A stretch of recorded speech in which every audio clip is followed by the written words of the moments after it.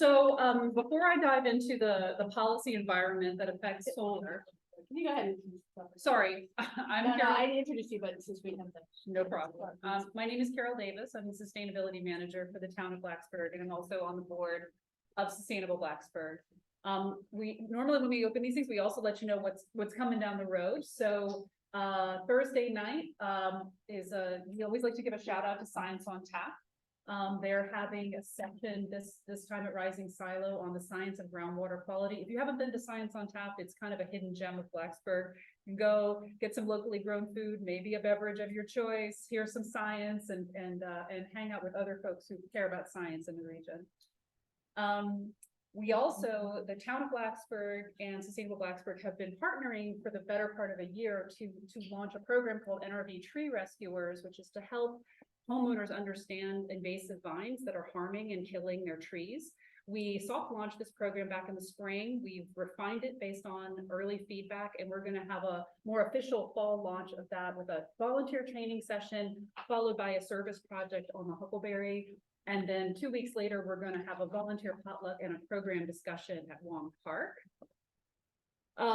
We're going to hear more from Bill Baker about this, but the National Solar Tour, it's happening, it's national, it's happening everywhere, but localities have individual sessions or workshops, and Bill has been spearheading organizing the one that will be hosted out at Warm Hearth Village on, is it Saturday, October 7th? October 7th, it's a Saturday from 10 to 2. He's got some information here. But it's going to be a big showcase of residential solar, energy efficiency, electric vehicles, e-bikes, trikes, scooters. And I've got a little map here of where things are going to be during that. And so we're really excited about that. Sorry, can you go back? You can also see on there, the red stars are all of the homes in Warm Hearth Village that have installed solar. So you can see how many in that neighborhood. The solar. And one of those, it looks like maybe more than a dozen homes is going to actually be an open house, so you can go in and poke around their solar. Right. That's Bill's. That's Bill's house. Bill's house, right? And then there's going to be a showcase of exhibitors at the village center. And then I think the last announcement I have for you all is next month Lunch and Learn.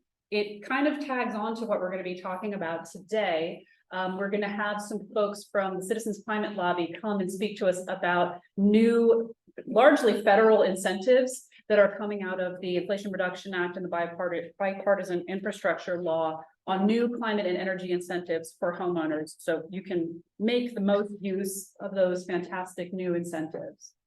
So with that, I'm just going to give you a super quick overview and backgrounding on solar policies and programs. And I'm going to walk through a few things that have happened at the sort of hyper local level all the way up to the federal level. I have to start by giving ourselves a shout out as a community. Back in 2014, we were the first community in Virginia to launch a Solarize program. And the folks who are sitting here today and in the audience, Baseline and Solar Connection, partnered with us on that, and we more than quadrupled the amount of solar in this community in just 6 months as a result of that program. It was really successful. We won some awards about it. It was really a wonderful program, but the real impact is that it kind of spread across the state from there. To date, these are the communities that have done similar Solarize or solar co-op programs from there. I used to keep track of the number of megawatts that ended up being installed as a result of this, but I've lost track over time, but it's been a really huge impact. The other thing I wanted to talk to you all about very briefly is the town went after what's called Soul Smart designation and attained it back in 2019. What that meant is we as a town really unpacked all of our policies as they related to solar. Even though the Solarize program back in 2014, 2015 was really successful, we found that when we unpacked some of our zoning or our development regulations or our permitting inspections, there were ways that we could improve to streamline that for homeowners and make that easier. And as a result, we actually did make some policy changes. We developed a checklist for residents that's on the town website, sort of like if you're considering it, you know, that's all on the town website. Here I've got the link to it. We call it the Town of Blacksburg Solar landing page. So you can go through that checklist. We've got guidance on what to do if you are in a historic district. We've got guidance on what if your HOA isn't a big fan of solar. There's some specific zoning considerations. What is considered okay and by right, and what might require some review on the part of the town zoning administrator. But that all just lives there on that solar landing page. I'll also note that as we were doing that process, we looked at some potential policy considerations, like should we formalize our process for handling solar in historic districts? What we found is our ad hoc approach was working pretty well. It wasn't a major barrier to solar. Or do we want to adjust our zoning ordinance to address ground mount explicitly? But what we found is these things were relatively infrequent, creating hiccups for folks. I'll turn to my solar installers to see if is that still the case? Is that something we should look at? But where we really thought there was potential was offering incentives to developers and builders to build their homes solar ready.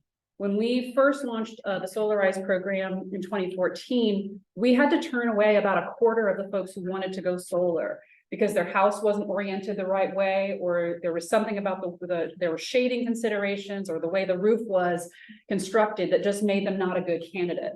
And so going forward, we want to make sure that the new houses that are being constructed are much more solar ready.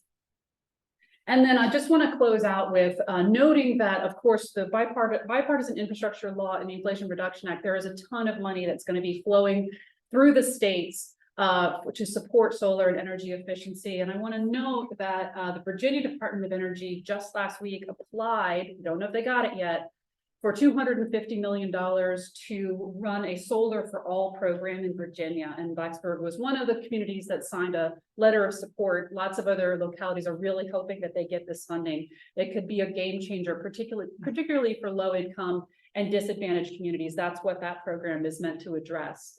And I'll also note that the new federal legislation changed the trajectory of the federal solar tax credit. Just raise a hand, who is aware of the federal tax credit? Okay, some of you. So that was a 30% tax credit on a solar installation, and that was being phased out. And you can, I don't know if you can see the gray, but it was going to be 26% in 2022 down to 22, but that reinstated up to 30%, and that's going to continue through 2033 now and start being phased out. So that really, that's a huge win for us. And I've included a link here, which is a homeowner's guide to how to access that federal tax credit. I know your installers also can give you good information on that, but that's a really good step-by-step guide. So with that, that's all from me. I'm going to turn it over to our panel of experts here. And who we have here with us today, I don't have you in the right order, but Bill, will you raise your hand? I've listed you as a solar homeowner and champion, if that's an accurate title. Got Brian Walsh. Brian Walsh, who is from a Solar Connection, and Meg Root and Dwayne Shelton from Baseline Solar. So with that, we could, do you want to stop sharing screen? Or do we not want to touch the computer? I'm not sure that's where we were having trouble, actually. Okay. Also that, so we might not be able to. All right, I'm gonna turn that off. I'm gonna just, I'm not touching it. I advise we leave it alone. Don't touch it. So This was on the web. Is it under Town of Blacksburg on their website, or where do we? Do you mean the solar landing page? The updates and you had some links saying. Yes. And I'm also very happy to send out this slide deck to anyone who would like it. Yeah. right. Yeah, we'll be sending out information. If you're on our email list, we send out a couple times a month notice of all sorts of events that we're doing, like the tree rescuers and secondhand events like the clothing swap coming up in the library. So we send out all kinds of sustainability related events, but you'll definitely get notice of everything that we're doing. Who is we, the town of Blacksburg? Sorry, this is Sustainable Blacksburg. Sustainable. So if you're not on our email list, there's a sign up sheet over here, and we can attach some of the files from this meeting to that also. So I know one of the things that we were talking about as far as questions beforehand were, you know, whether my house is right for solar. And I knew mine was because I have no big trees and the back of the house faces south, but either or both of you talk about kind of the considerations, for people wanting to know if their house is good for solar. And can I just note, this is a little bit of an unusual format. We usually do more of like a presentation style, but we've got a panel. So our best solution was to throw the laptop on a lazy Susan. So if you're a speaker, just like tilt it towards you so the folks at home can see you. Right, you may, I'm gonna see if I can. I can't believe you're touching that computer. I believe in you, Anne, but that seems like a wild choice. So anyway, yeah, we can dive But into yes, that go ahead, question. What makes your home solar ready or right for solar? We can start with you, Brian, and Well, that's something that's changed through the years. When solar was much more expensive, you needed a place that was absolutely clear, unencumbered by shade and facing south. These days, as long as a building is structurally sound, we consider roofs anywhere from facing east all the way south and then all the way west. We very rarely consider a roof that faces north, but there are some people that want to eke out that last little bit to get their electric bill to zero consumption. And so even that can happen. But within that, we're really looking for, again, unencumbered by shade, whichever surface we happen to be working with. Occasionally, you do have some partial shading. Sometimes we convince people to lop a tree off. Other times we just have to expect less production out of the system. But we really like to see, ideally, 3 hours either side of solar noon, unencumbered by shade. so is that 6 hours total, like 3 hours?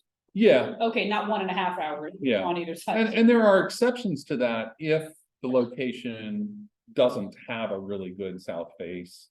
And then maybe you're optimizing your west location or your east Mhm. or splitting the difference between the two. So, One of our Jim. baseline, Yeah. do you have anything to add on Yeah, there? adding to that, if there are areas of the roof that are less shaded than others, we can orient the panels on that particular roof area to eliminate as much of that shading concern as possible without having to cut trees down. We're not huge advocate for lopping trees if we can help it. But at the same point, if just one offender or maybe two offenders that are not only a shading concern, but also a detriment to your home at some point in the future, by all means, take the tree down to improve the site for solar production. Pitch of the roof also does play into this as well. So the further you move away from south, the steeper the pitch, the less production you might receive. But we do look at each individual case and present to you options that will be the most productive overall.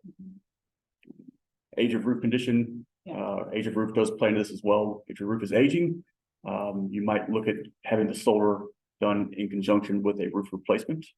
And that's something that we can help advise with, or you can talk to a third-party roofing contractor to help advise on, is this roof appropriate for solar as is, or would you recommend replacing that at some point in the future? And we do run into that a lot. How about structurally? We talked about shading, we talked about like age of the roof surface, but what is the structural considerations that you all run into? Yeah, so generally we add about 2 to 3 pounds per square foot under the array due to the number of attachments that we install. Most roofs in this area are well suited for the amount of weight that we're adding, though there is a structural report that's required. It's a stamped letter for professional engineer that will state yes or no, your roof can support this weight. We have to have that application supplied with the permit to the town or county where we're working. So just some considerations to think about. Most residential applications are no issue to put solar on as is, but if the report comes back negative, the engineer will give some recommendations on what can be done to improve the structural integrity of the roof. And we can have a further conversation from there. yeah, I might add to that Let's do- we, as just a general view or looking back, maybe one of 100 roofs around here needs some attention, some structural attention before installing solar. And most of the time, the engineer report that we receive will recommend very, very simple, either a strong back across the rafters or a strong back with auxiliary bracing. It's, usually a few hours worth of work and a few $100s worth of 2x4s or whatever lumber is specified. So even in those situations, it's workable most of the time. What kind of weight are we talking about with the panels? So the weight of the panels distributed amongst the roof is 2 to 3 pounds per square foot. The point loading ranges from 12 to 20 pounds. So that's at any individual mounting point. Those are the general ranges of that. And I have a question, and that is, there's a website that Google has out, and is that of value for anyone, a prospective solar person to look at to see if their house is suitable? Project Sunroof is what Bill's referring to, Project Sunroof. And it is fairly accurate as long as nothing really on the site has changed. I.e. trees been taken down since the satellite had flown over. So it's a quick reference to say you plug your address into this database. It doesn't show everyone's home, it's more densely populated areas. It does work here in town limits, some in Montgomery County, but it will show you how solar appropriate your home actually is with a quick glance. Project Sunroof. Right, yeah, I just discovered that too, actually, but one of the things I did was I plugged in the address for the library, and I saw that it says you should put in your utility bill, but it only goes up to $500, so I'm thinking a building like this would be, it seems maybe just for residential. It's geared mostly Yeah, to okay. residential. You can still see at a commercial level, if it's a bright yellow color, it's Right. still, extremely prominent for solar, but it's quick access available to anyone, no charge by any means. Right, because it shows like the square footage of potential solar panels and then like the savings. But, and so I based on your utilities or whatever. Exactly. How about wind? And Oh, you might I'm have to sorry, yeah. repeat the Yeah, question. I forgot to say that, yeah. Okay. Panelists repeat the question so that the folks at home can hear. Okay. The, your house, the 25 years, has never had a shingle blown off versus a house, that had 8 shingles blown off. Is that indicative of, Probably more so with the So repeat the question. gentleman's asking about wind in this area. So shingles blowing off really doesn't have much to do with the solar application itself. We are very securely attached to your truss or rafter system. And most of the racking systems out there these days are rated for 90-mile-an-hour sustained winds. So hopefully we never see that here in this area. But the likelihood of the solar going anywhere during normal windstorms in this region is pretty low. Yeah, we generally Tilt it to front. we generally tell people that if the wind is heavy enough to remove the panels from the roof will be going with it. As an example, on Airport Acres, we had a customer that installed solar. And then they decided to do that thing where they raised the roof to make a very large dormer. The whole roof, except for the very edges, kind of becomes a dormer. And they used the solar racking and a crane to pick the roof up. Wow. So granted, they had a couple boards in there to distribute between the rails that were holding the solar panels, but that's how they picked the roof up. So yeah, if the wind is strong enough to remove solar panels, generally speaking, the roof's going with it, or the whole house maybe. So, assuming my roof doesn't blow off. We replaced our roof a few years ago, maybe 5-6 years ago. I'm wondering what the additional cost is, if I have to replace a roof in 15 years, just on today's prices. What's the additional cost for having all solar panels removed and then replaced? So What's the cost for having solar panels removed and replaced? Actually, maybe can we talk a little first about just the cost of solar panels in the first place? Like what's a typical installation and the approximate cost for that? Good question. What's the typical cost for the installation? Me? I like one question at a time. Yeah. So the quick answer is it varies. I would say our average install is somewhere $20,000 to $30,000 prior to the tax credit being applied. It can go well beyond that depending on your usage in the home or what goals you might be trying to achieve. We do installations $40,000 to $50,000 and up, but really it's case specific. It depends on how much electricity you might be using there at the home, then also what your goal might be. If it's to try to offset as much, if not all, that electricity cost, I suspect you'll be on the higher end of that. But again, it's based on your living style, how many kilowatt hours you're using in the home per year. So the quick and easy answer is $20,000 to $30,000, but again, it can fluctuate from there depending on your usage. Yeah. Okay, so I just wanted to have kind of a baseline for Yeah. the Helpful. Okay. installation in general, but then the question was. Yeah, and I, Have to take. you know, this, I don't know everybody's pricing, but generally you figure somewhere between $2,500 and $3,000 per installed kilowatt of solar energy. And that's the panel rating, not necessarily how much it will generate. How much it will generate depends on your site specific conditions. We are now getting to the point where we have customers that have systems, going on 30 years old. So we're experiencing that, having to replace shingle roofs. And in order to do that, we have to take the panels down. Some roofers, that's all we have to do is just take the panels down. Others, we have to take the rails down and the posts. And generally speaking, in today's prices, that's $2,000 to $3,000 added to your roof replacement cost. The solar installer would handle that as opposed to, I mean. Well, as it stands right now, yes, the solar installers are the go-to people for removing the panels. However, there are more and more roofing companies that are learning, whether it's a micro inverter system or a centralized inverter, how to decommission the system and then safely unplug things. And they're so used to working on a roof anyway. These roofers that are learning how to do this, they're just going to fold that into their services. Okay. And I suspect that in the near future, that'll be very common for a roofing company to also offer to just go ahead and do the panels at the same time. And what's the lifetime of the panels? What's the lifetime that you should expect from? So the question is, how long will an installation last? Most panel manufacturers warrant their product for 25 years for workmanship and power output to a certain percentage of their original rating. Most inverters come with a 10 or optional 20-year warranty.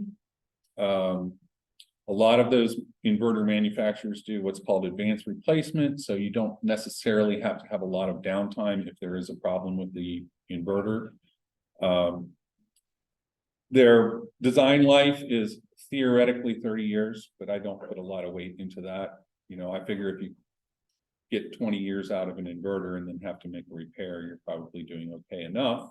The reality of the panels lasting 30 years is realistic, as long as you don't have rats or squirrels that decide to chew wires, which we see more and more of these days.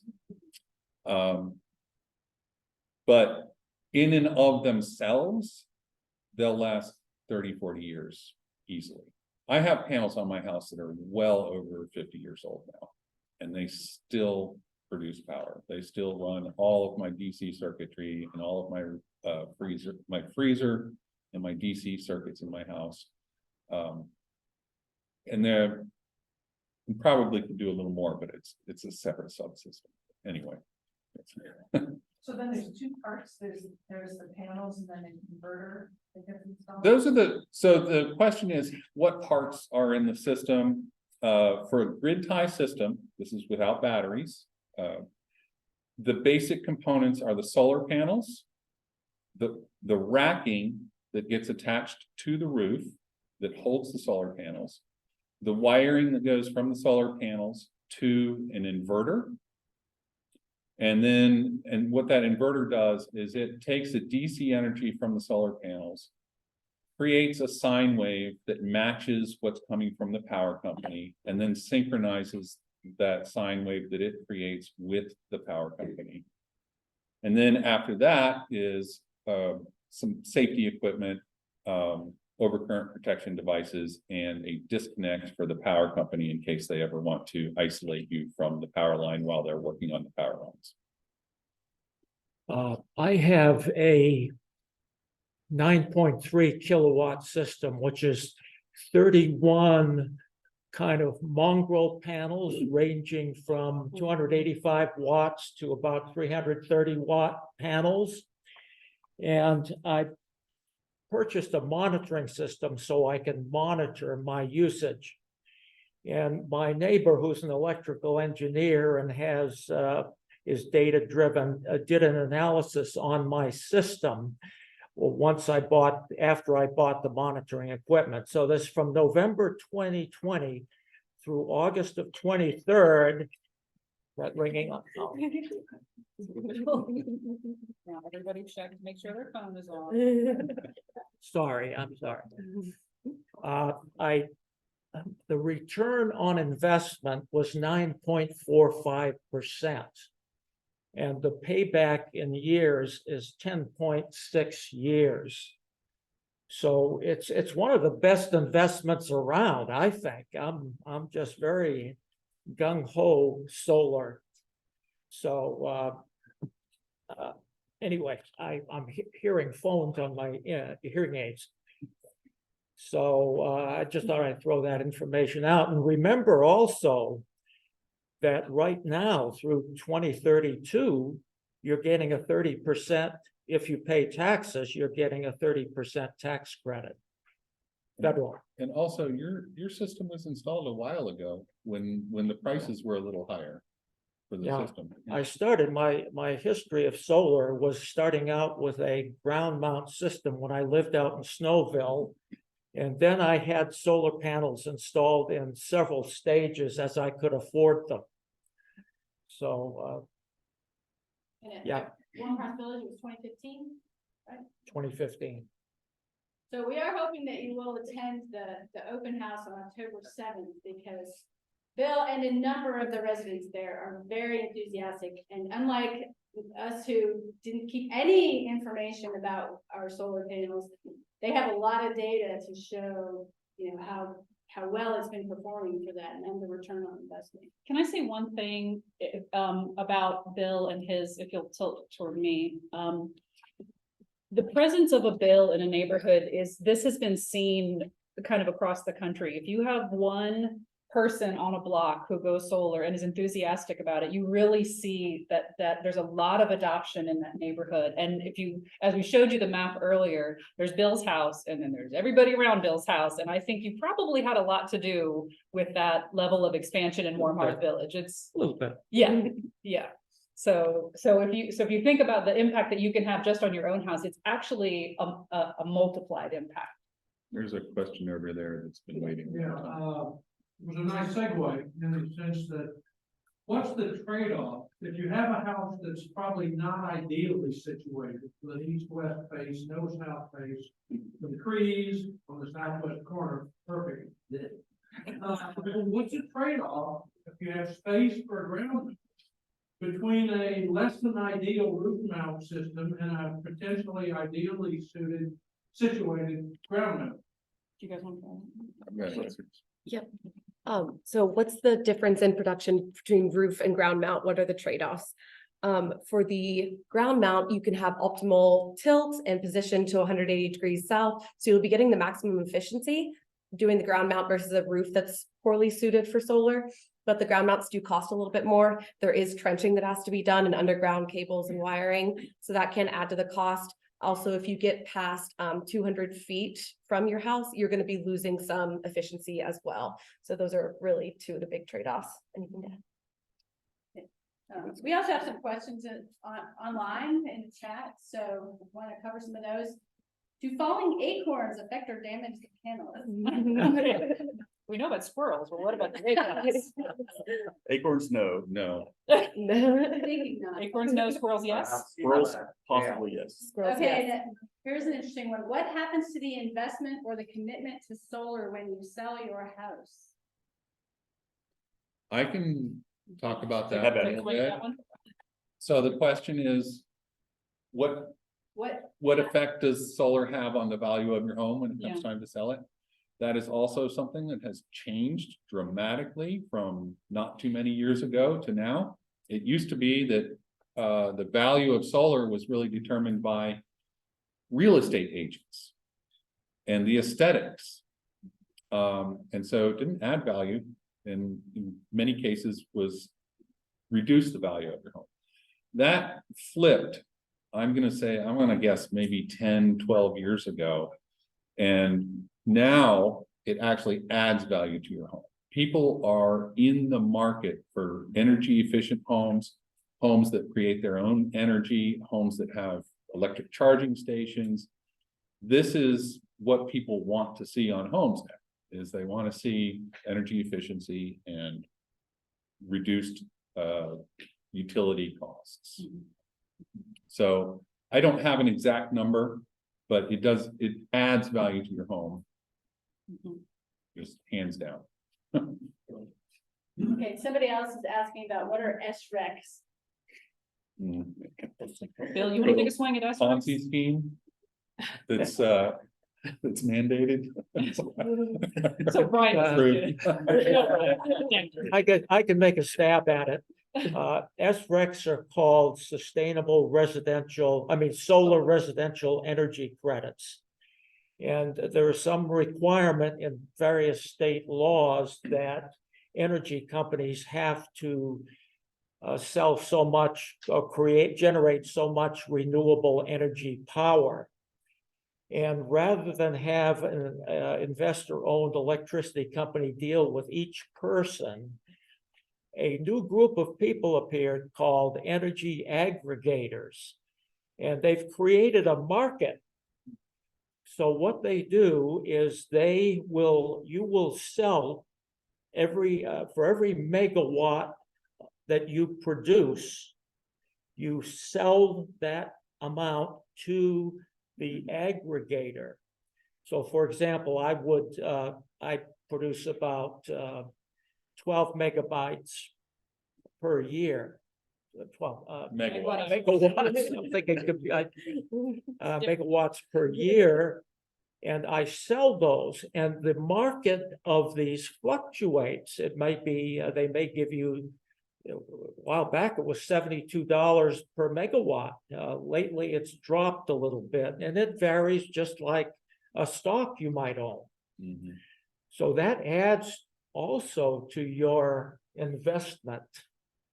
Anybody want anything to add to that? That's because you're not Well, actually giving them the right. energy. I would You're like just to add giving to them that. the Credit of the concept that you're now reducing. Right, and so an SREC is the fact that you created a certain amount of energy. You still have an agreement with the power company to have equal value forward and back with the power company. You don't, it's not going to reduce how much you get to exchange with the power company. It's what that aggregator or broker is purchasing from you is the fact that renewable energy was created. And so then they sell that, they aggregate lots of residential SRECs, and then they sell those blocks of renewable energy that was created to a municipality or a power company or an entity that wants to or is required to make a certain amount of renewable energy. Is that? Or offset, yeah. Or And offset. So, yeah. so yeah, I mean, we could go down a whole rabbit hole with SRECs. There is some, I don't know if controversy is the right word, but if you are selling your SRECs, I think in a very real way, you are selling the environmental attributes of the solar you generated to another entity that gets to claim it. You no longer get to claim that. So it's a little bit of a personal decision. I don't sell my SRECs. I just was like, I want to be able to claim that, not Xerox or whoever is buying them to say, this is part of our portfolio of green energy, to say we have offset this amount of our energy. It's fine to do it. It's just, it's a personal It's a choice. personal- So when you claim it, are you just like, it's a private? Personal. It's literally like, just like inside my own heart. I'm not claiming it with the IRS or anything. Not like Yes. something double dip. Yeah, it's not, yeah, you can't double dip. It's my clean, Yes. yeah. Yeah, but if you sell it, then, Amazon or Xerox or IKEA gets to claim it on their books. I don't no longer get to claim it. Does BT Electric allow net metering? Yes, Yes. they They do. do. So, Oh, Does BT Electric allow net metering? And how long will it last? Is it gonna be forever or what? whew. the question is, does Virginia Tech Electric, allow net metering? And the easy answer is yes, they do. They're a very easy power company to work with. And then your second question was, Is net metering gonna diminish over? so the question is, will net metering be here forever? One good thing that we have is that we are a Commonwealth state, and that generally means that things get grandfathered forever. So if you're in, you're in. However, there are a lot of states that are now changing their net metering, the way that it's structured. And in some cases, it's making it a lot less attractive. And in some cases, it's still attractive, but you have to have a bigger investment up front and batteries and utilize time of day metering as opposed to just a straightforward back and forth with the power company. Brian, it might be helpful just to give the 101 on what net metering is, in case there's folks in the audience who don't know. Yeah, so the most common way that we and most photovoltaic contractors, the most common system that we installed is called a grid tie system. And that utilizes net metering with the power company. That is an agreement that you have with the power company that they will give you the same value for your electricity as what they're selling to you. So it's an equal exchange from the power company forward and back through the meter. If you produce more than you need at any given moment, there's a register on the meter that records how much you're sending back to the power company. And then, of course, at night or anytime you're using more than you're generating from the solar, the meter has a channel that records how much you're consuming. And so at the end of the month, the power company will they'll take how much you consumed and they will subtract how much you sent to them.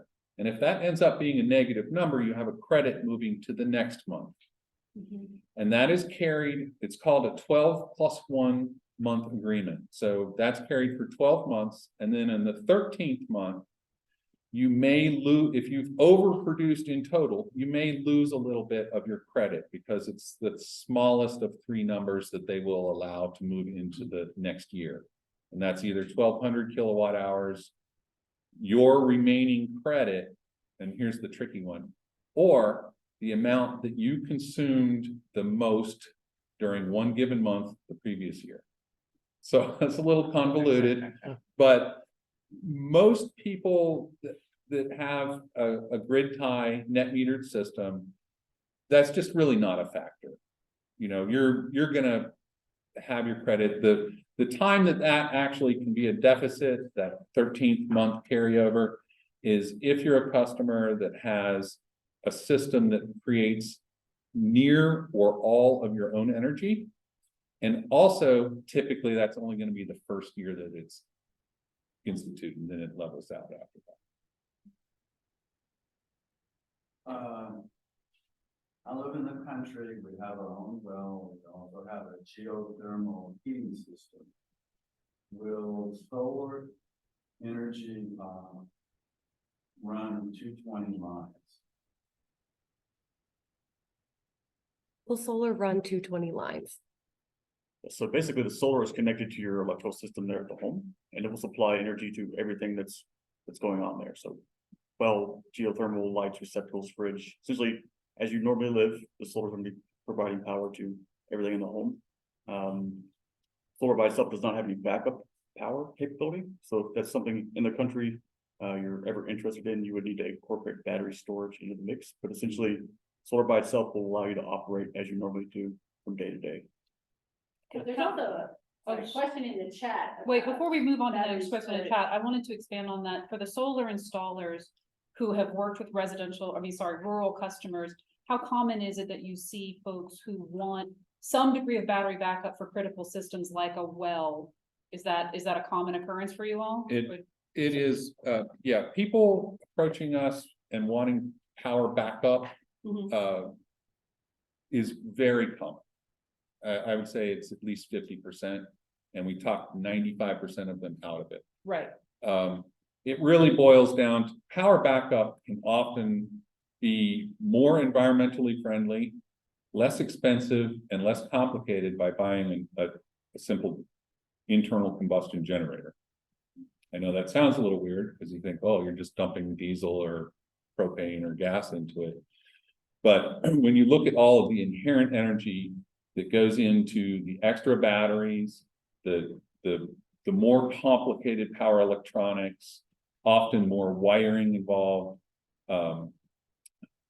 that embedded energy can often be, decades and decades worth of gasoline usage during the power outage.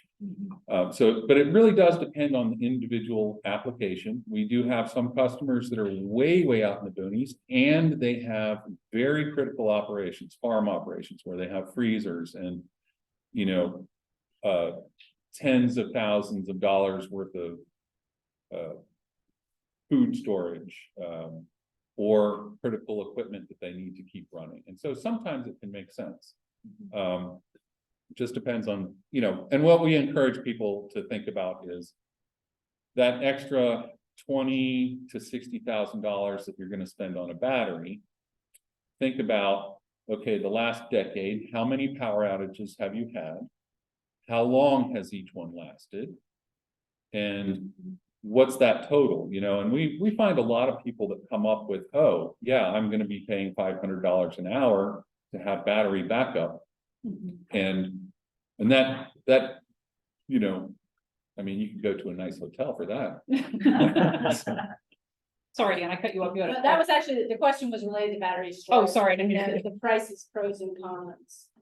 So, similar to you, sir, I also live in the country. I'm on a well, 9.6 kilowatts worth of solar on my roof, and it supplies energy to everything that we do there. I also kind of, as Brian alluded to, I went the generator route just due to sheer cost. When I started tallying up battery pricing to allow my home to run normally, it got very expensive very quickly. So it's a little contradictory overall to, I think, what we preach, but the generator and solar works very well for our application. There's also a smaller battery size option that we have as well, but that will only back up to 4 breakers. So you can power the critical things in your house, 4 120-volt breakers. So you could power your fridge, freezer, things like that, lighting, Wi-Fi, but it's not going to back up any HVAC or anything like that. I don't know a lot about this, but there are companies now taking vehicle battery packs, converting them into home backup power. In future years, that's going to. Yeah, actually, so his question is, or statement is that there are a lot of vehicle manufacturers that are now having the option that you can connect that vehicle to your home and use the vehicle battery as a backup source. I'm referring to extended battery packs that are no longer suitable for a vehicle. Still. Okay, I misunderstood the Decommission, question. But I'll follow up on my mishearing first, which is that actually that is something that we tell a lot of our customers that are interested in batteries. And part of the way I talk them out of a battery is that so many more vehicles are coming with the option they have built, like my truck, for example, I can run my house probably 5 or 6 days off of my truck. What? And all I have to do is flip one breaker off and turn another breaker on, plug it into the truck, and boom, you go. That is becoming more and more common. And one of the drawbacks to having a stationary battery just sitting there doing nothing 99.9% of the time is that you have all that environmental and embedded energy there that's doing nothing. Whereas if you have a vehicle, that vehicle is being used for another purpose on a daily basis. It's saving gasoline every day by being your transportation. And then if the power goes out, you can use it to power your home. And you can do that in a very, very simplistic manner. Like with the truck I have, it's just a cord you plug in, but it doesn't integrate with the solar at that point. So, but more complicated, you can also use that vehicle battery and use the solar at the same time. It just requires some more equipment. And right now, that's, it's not commonplace, but in a few years, it will be very common for that to be a standard feature on a lot of electric vehicles. And then another question from this chat is whether there's a quick template for a cost benefit analysis. I have a proprietary one that I can give some information on, but I've looked online quickly to see if there's anything like that available. There are a few that I think get us fairly close. I don't have a link that I can spout out directly, but you can find information like that online through a quick Google search. And I have a neighbor, and he'll be at the October 7th Solar Open House that has written a program, and you can put in various variables. It's basically an Excel program that he has written, so that, which is quite helpful. Do you think he'd be willing to Oh, share a template version of he- that? I know I built my own spreadsheet when I did my solar to do the cost I benefit can- and to play with different variables and. I'll try. Yeah. Yeah. That's also something that, Sorry, what's her name? Oh, the Ford. Ford, electric. The lightning. calculating your cost benefit analysis too, that's something that we can do during our site assessments. So if you send your past month electricity bill, we can show you what your cost benefit analysis would be for that system and the size. This is sort of a follow-up to my question about running 220. If there is a power outage, don't have a battery, and you flip off non-crucial service and run the well peak some of the time without getting into brownout damage. Restate the question. I can. Yeah, I see the question. Okay, so the question is, during a power outage, without batteries, can you utilize the solar energy? So this is during a power outage. If it's just a straight grid tie system, the short answer is no. There are some inverters that have a SMA calls it something like a secure power outlet or something, and it will give you a limited amount of power, 120 volts. It's appropriate for running some fans, recharging batteries, maybe television, refrigerator might be pushing it, but it's limited. The other thing that you could do is install a battery ready inverter, meaning one that can accept a battery input. And there are several of those on the market now that will also give you power during a power outage, but they don't have a lot of surge capacity. And a well pump is going to be one of the largest surges in your entire home. And so again, that type of a system could certainly run more, depending on how much solar you have and what your loads are, but it's not going to handle surges very well. When you have a well, you're really limited there. But you could have a very, very minuscule battery bank that's just that buffer. So you would basically still have only power when the sun's shining. But that you'd still have to have that battery to be that buffer between the surges and what you're generating at any given moment and what your load is.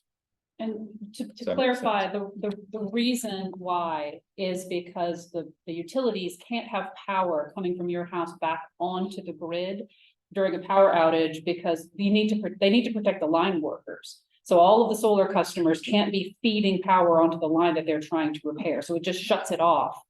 And that's the rationale. Even though there might be plenty of power coming into your house, it just needs to clip the system. Does that make sense? You look confused. Okay, I'm somebody else. confused.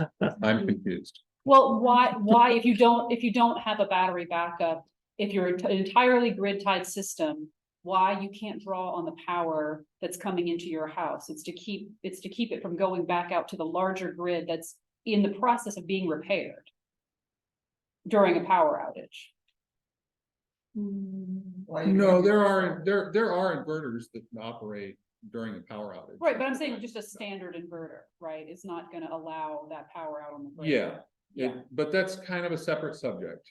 Okay. No matter what inverter you have, if you have a grid tie system, it will not send power to the Right. grid during a power outage. Yeah, that's what I was trying to say. But your question, if I can get some clarification, is if you've got some kind of sunlight hitting your panels and it is in fact generating electricity, why is it not a system where you can use it in your house and still just not send it back out? Why was the whole thing shut down? Well, there are systems. You would have to use different equipment than just a straight grid tie inverter that will allow you to do that. You can use, but you have to use different type of inverters. A standard grid tie inverter is its only function. Well, there are small exceptions to this, but its main function is just to sell power to the grid. And so that's its only function, and therefore when the grid's down, it has nothing to sell to. Wasn't there something about you needed the sine wave of the power company to synchronize with to have like the quality of energy that you need? I thought that was an element of it all. Yes, there are lots of safety features in any grid tie inverter, whether it's battery ready or or just straight grid tie. These inverters are hard programmed to meet IEEE standards for connecting to the power company. They have to monitor the frequency within a certain percentage, and they have to monitor the voltage within a certain percentage. And it has to see both of those numbers for a period of time before it will even think about connecting to the grid. Once it sees that everything is in line, then it looks at the sine wave that's coming in and it actually matches that sine wave, but it carries the peak and the valley of each sine wave just a little higher than the power company so that it will create flow towards them. And if ever during your operation, either the frequency or the voltage go outside of those hard set parameters, the inverter thinks it's a power outage and will disconnect from the grid. Once it comes back in to parameters, then it will reconnect. Can we cover just a couple of general questions that we had talked about beforehand as far as the maintenance for just a typical installation, what's required?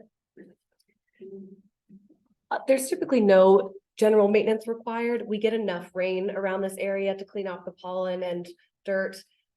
So that's usually sufficient. You can take a power washer to them, but it's usually not needed. So there's very little system maintenance.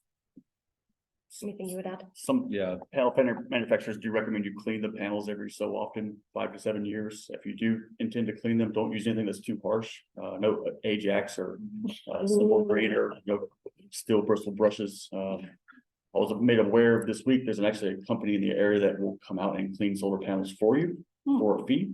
If you have solar panels, as I know this woman does, if you're ever interested, I could pass along that contact information. But like Meg said, typically there's not a whole lot of maintenance involved. We do classify the inverter as a maintenance item at some time during that lifespan of the entire system. The inverter probably will need to be replaced. But other than that, there's not a whole lot that you need to do to keep the system up and running. What about like insurance? Does it increase your insurance costs? Most likely it will. Oh, yeah, asking about does solar increase the homeowner's insurance cost? So yes, every company's a little bit different. So generally what they're gonna ask you is possibly cost for the system installed. They're possibly might ask you what system size was installed also. They will disclose to you what that will increase your premium. I've seen as low as $3 to maybe $10 extra per month, depending on the system size. My personal scenario, it increases about $6 per month. But it's good to have in your back pocket in case Brian squirrels come over and Brian come to your wires up, or a tree falls, or extreme hail might occur. And those things are a possibility for sure. So I always recommend contacting your homeowner's insurance company to have this installation applied, and that way you're covered. It could be cheaper too if a single panel damaged to have it replaced out of pocket versus paying your deductible and going through the whole rigmarole with your insurance provider. And those would be something that we would come out, investigate, see what's happened, and then give you an idea of out-of-pocket expense versus going through your insurance provider. Yeah, I would follow up on that just a little bit in that, with the exception of State Farm. Is that correct? I think State Farm is right. With the exception of State Farm, I think over the last 30 years, we've had maybe 2 customers that had their premiums increased because of the solar installation.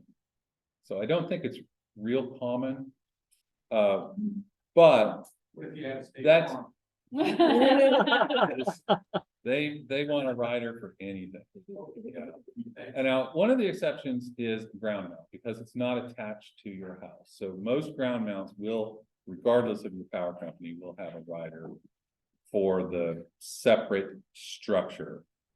And I say that, but more and more, and that's the reason I say that is that most of the existing coverage of homes that we run into already have the, that value covered within their umbrella coverage. I am with the Erie Insurance and have seen no effect on my premium other than, the annual increase. Yeah. Erie's one of the best. Yeah. Yeah, so unfortunately, we're at the end of our time. I know everybody still has questions online and in person, but a good way to get them answered is to come to the October 7th open house. Representatives from both of these companies will be there, as well as some other companies, Bill and a number of other neighbors. There'll be some other organizations like Citizens Climate Lobby. And again, they're doing a program here as part of our Lunch and Learn next month about the federal incentives that are new now. So anyway, we just want to thank everybody for being here. Thank our presenters.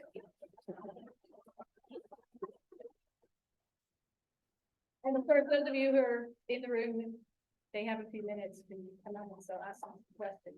And Bill has some information about that open house too. There's some stuff on the table. Right. Yeah, there's information about My price from hearing that basically solar and you're actually not.